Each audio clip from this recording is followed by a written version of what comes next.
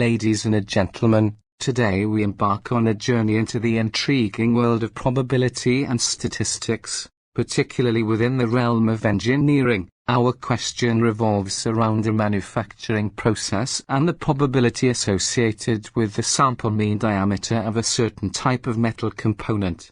To begin, we are dealing with a manufacturing process where the diameter of these metal components follows a normal distribution. This distribution is characterized by two key parameters, the mean, I circumflex 1/4, and the standard deviation, if, in this case, the mean diameter of these components is 50 mm, I circumflex 1/4 equals 50 mm, and the standard deviation is 2 mm. If equals 2 mm, the manufacturing process itself is inherently variable, and we're interested in understanding the behavior of the sample mean diameter. To gain insights into this, we will employ one of the fundamental concepts in statistics, the central limit theorem. This theorem tells us that when we take multiple random samples from a population and calculate their means, the distribution of those sample means will tend to follow a normal distribution, even if the underlying population distribution is not normal.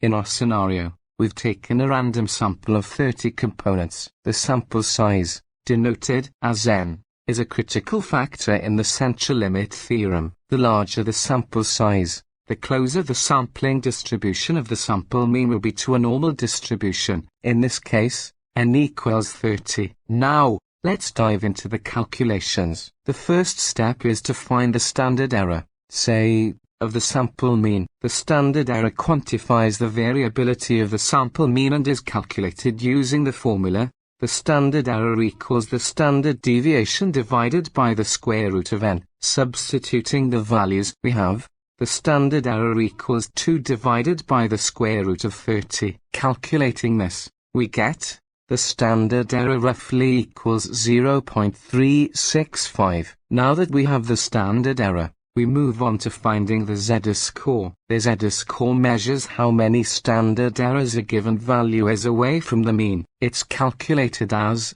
z equals x, mu divided by say, where x equals sample mean diameter, 49.5 mm, mu equals population mean, 50 mm. Say equals standard error, 0.365. Substituting these values, z equals 49.5 minus 50 divided by 0.365, which roughly equals minus 1.3699. The negative sign indicates that our sample mean, 49.5 mm, is slightly below the population mean, 50 mm. Now, we want to find the cumulative probability associated with a z-score. In other words, we want to find the probability that the sample mean diameter is less than 49.5 mm. To do this, we consult a standard normal distribution table or use a calculator. The cumulative probability for a z-score of minus 1.3699 is approximately 0.0853. This means that there is an 8.53% chance that the sample mean diameter is less than 49.5 mm. In summary,